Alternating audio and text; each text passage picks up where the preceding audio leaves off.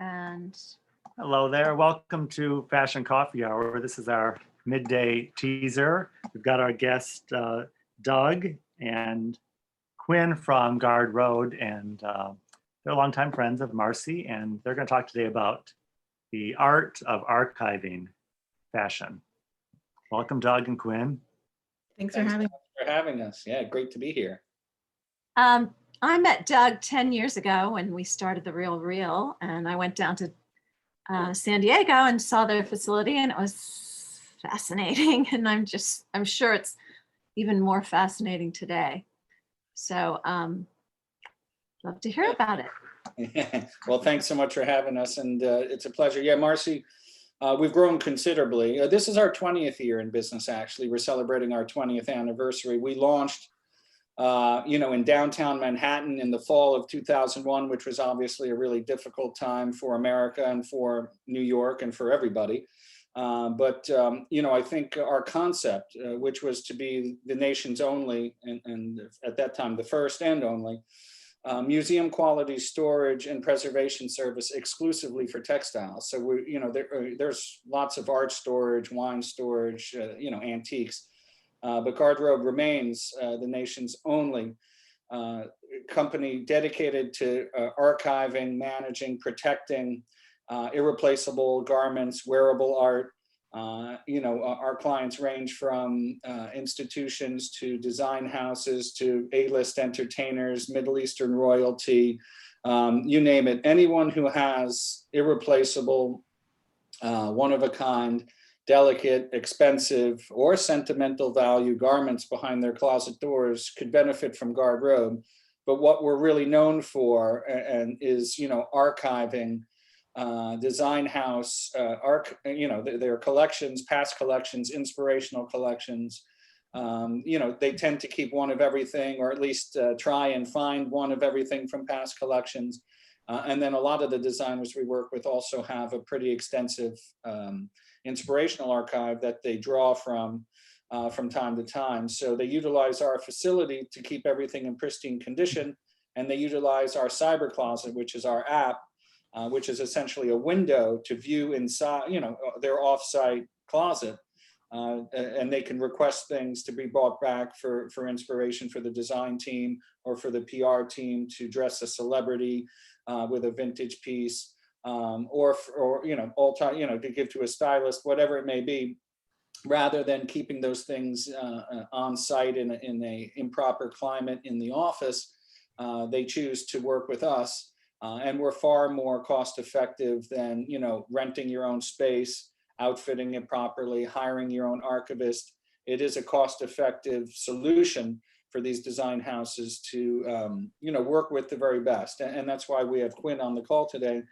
She's our lead archivist for the design houses, and it's really her and her team's expertise that our members of these designers entrust to protect their past collections and essentially their legacy. It's their life's work, and what's to protect it and keep it accessible. Terrific. And Quinn, you're in New York, and Doug, you're in California. Doug, you brought some photos to share today, right? Yeah, if you guys want to show a few. I mean, some of them display the loft, which is where we physically store the clothes. We have one in New York and one in Los Angeles. I'm not sure if you're able to show those, but our process is pretty straightforward. It's a white glove pickup and delivery service. So we'll go to the design house wherever they're currently keeping them. Sometimes it's at the office, sometimes it's at a pick and pack facility with no climate control. They want to create a better system and a better climate and better location to store those things. So we go and pick everything up. There's no schlepping to be done on behalf of our members. We bring everything back to our facility where Quinn and the team start the process with a detailed inspection, looking over each garment carefully to determine if it can be safely stored as is.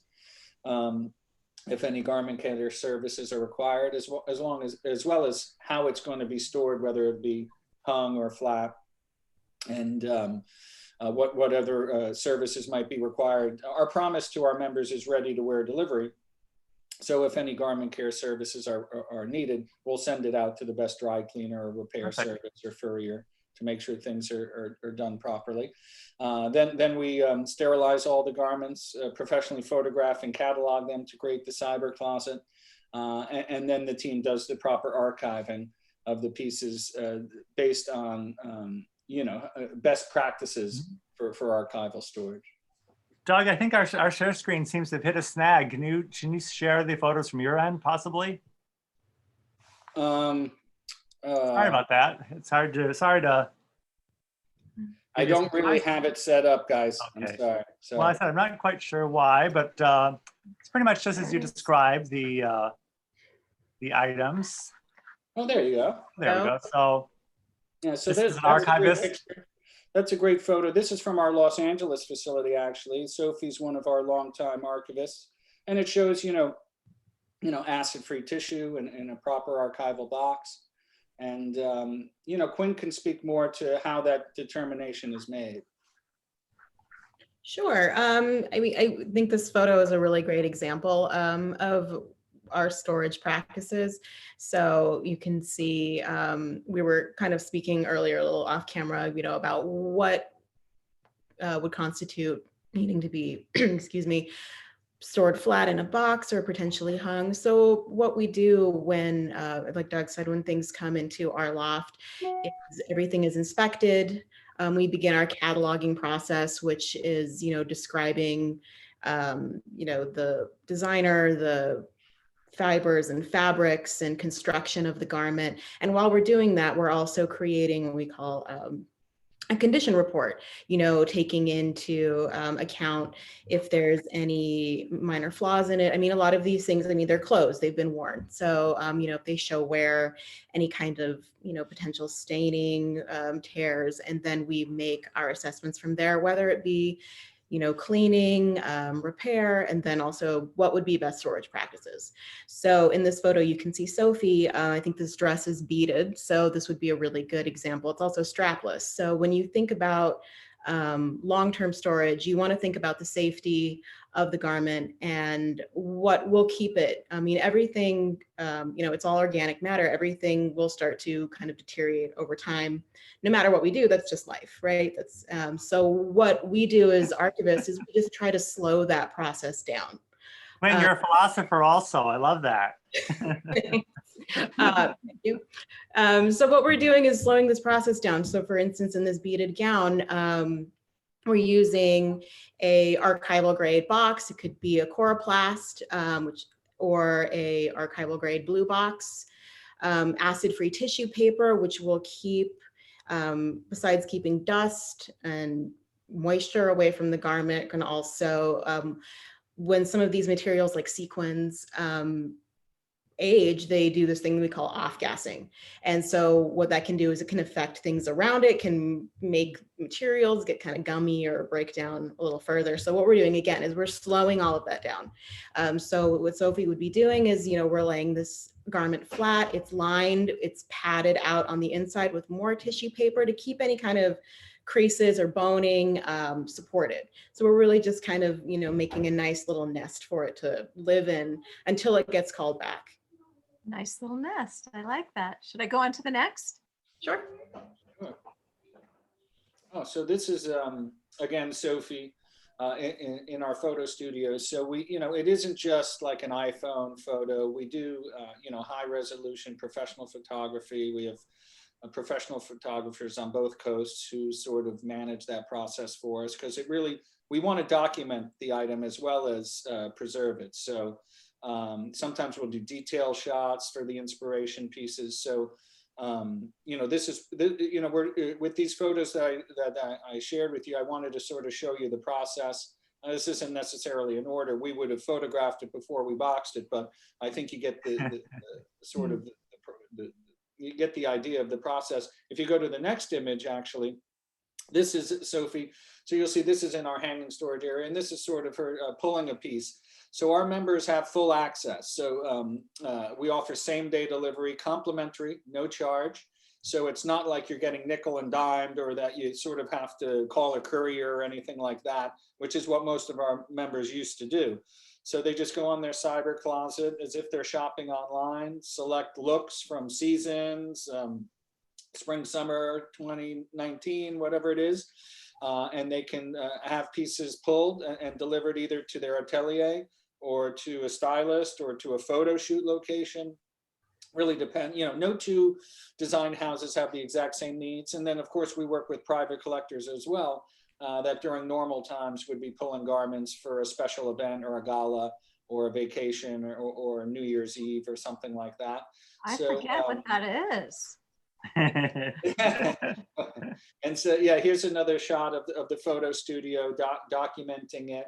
And That's gorgeous. Who is that? I'd have to defer to Quinn on that one.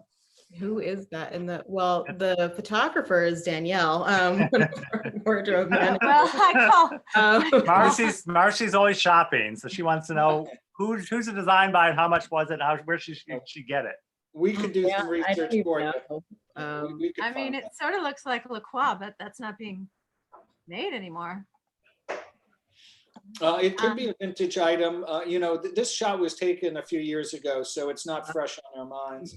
But I just wanted to give you a sense for the photo studio and the process. Like I said, it's we pick it up, inspect it, do the condition report, arrange garment care services, catalog, photograph it, archive it properly, and then it's placed in the climate control and material damaging insect-free environment that is our loft. That's really the key. That's why our members use our facility.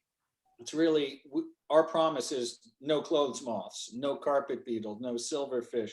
That's really, those material damaging insects are probably your biggest threat if you have an asset behind your closet doors or assets. Or in general, you're a design house. If you're trying to protect your collections, protecting against insects is really priority number one. And then of course, humidity and heat and light can also be having it properly dry cleaned. Well, not everything has to be dry cleaned, but it does have to be sterilized. You don't want to have proteins or bacteria, or even what we call invisible stains. For example, you don't necessarily want, if you're going to be archiving a garment like a wedding gown or a costume that's not intended to be worn again anytime soon. So that's a discussion we have with our members. Then we would, box it, and we would wear gloves and all that, because even just the perspiration and body oils or hand lotion on your hands could cause a stain 5, 10, 15 years from now. So we would often wear gloves during this entire process. It really depends. If this is a garment that's being brought back to be worn the next day or whatever, it's really not necessary because it's going to be handled by others.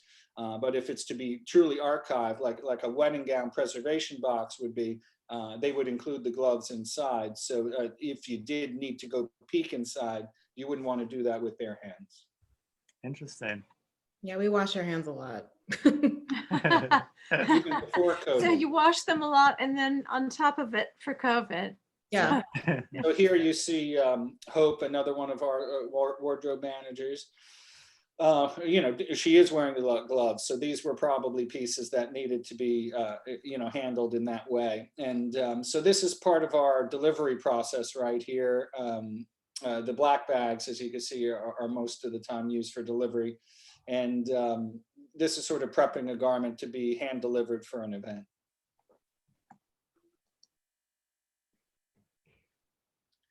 Oh, yes. Well, this is, so this is kind of a cool story. So, our members, we have all types of members, as I said. So we have some that, people always ask me about the Met Costume Institute. And I say, yeah, I mean, a lot of our members do donate pieces there. Our members tend to be, our private collectors tend to be the most prolific couture collectors in the world. But what I always say is the Met Costume Institute collections have the pieces that our members are willing to part ways with. We have the stuff that they refuse to part ways with. So in my book, it's some of the keepers, to be honest, things that they would never part ways with.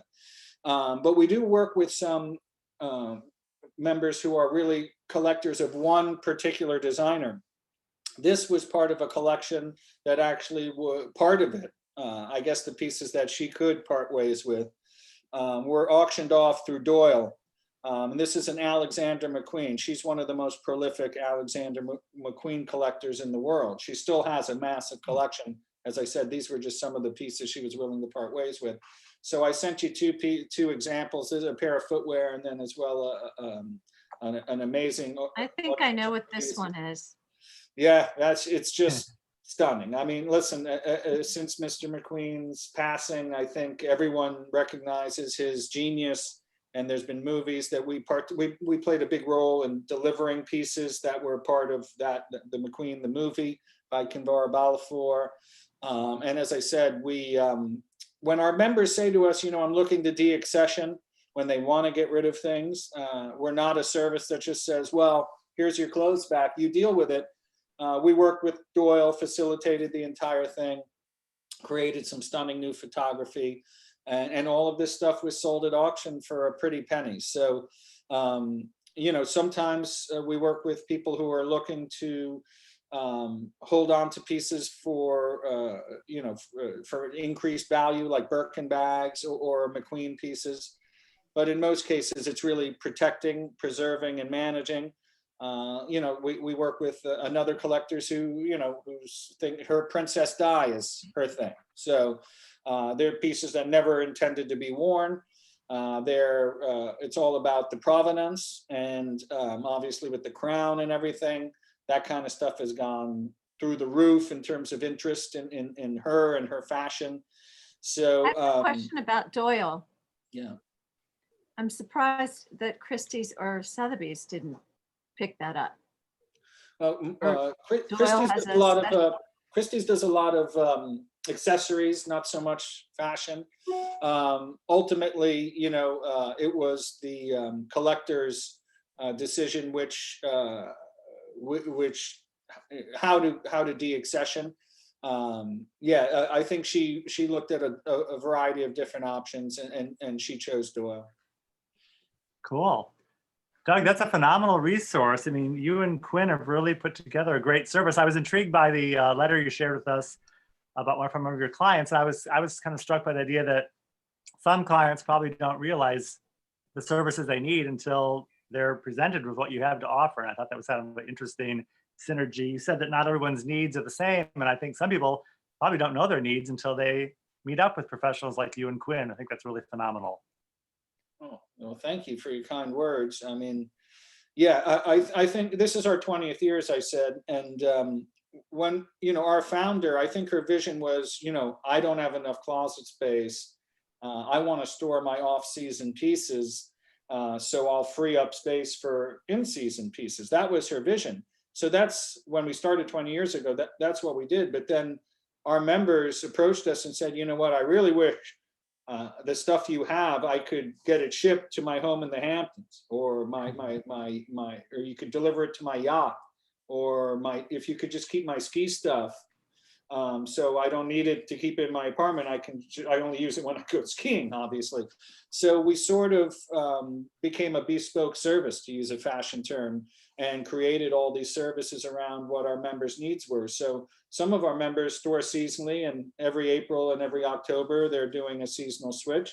Some of our members really do more of the archival preservation of infrequently worn pieces. Costumes, a lot of A-list entertainers, they keep their costumes from the 80s and 90s from MTV and whatnot. Stage Can you name any of those? Yeah, no question. And then we have other members who really, their core need, we have members who live in Hong Kong and in the Middle East and South America, and they fly into America and they don't want to deal with customs, they don't want to deal with luggage. So they keep like a satellite wardrobe with us, and they can access it when they come to America and just deliver it to the Peninsula Hotel or deliver it to my pied-à-terre. So they can fly luggage and hassle-free. Not only do they not have to pack and unpack, everything's waiting for them upon arrival in their hotel room, freshly pressed, but they don't have to deal with laundry or dry cleaning after. So it really is the pinnacle of luxury in terms of travel when you're if fashion is part of your lifestyle. And And my then we next also one. have members that are design houses, private institutions, and then we have other members who don't even store anything with us. So we're a partner with all the top insurance companies like AIG, Chubb, Pure, and Vault. And so sometimes they just need an inventory and an appraisal. They're perfectly fine keeping things in their home, but these insurance companies and the collector need to know what they have, what it's worth. God forbid that something happens. So often we're called in partnership with the insurance company just to document what our members have. And then we work with foundations too. We're working on a very cool project right now with a foundation for an artist that passed away about 30 years ago or so. And she only had these photographs and the costumes that were used in the photographs. And it's sort of, the estate is sort of documenting everything for posterity and for future, education, I would imagine. So really, anyone who has, garments of this stature or historical significance or provenance, there's something here at Garde Robe for you. Even if you don't need the storage and the management, the cyber closet is a great organizational tool, inventory management tool, where you can, keep track of everything, where it is, where you wore it, or where it was displayed, or any of these various needs that the various members that use our service have. Fantastic. Well, Doug, I know you're in sunny California, but Quinn is in New York in the middle of a snowstorm. So we probably need to let her get back to work. And we want to be sure to invite everyone to join us this evening at 6 o'clock Central Time for our live Zoom call chat. And we'll welcome Doug and Quinn back then to tell us more. And we'll have open conversation on this topic. So see you this evening at 6 o'clock Central Time at Fashion Coffee Hour. Thank you so much. Thanks, Stanley. Thank Stanley, you. Us.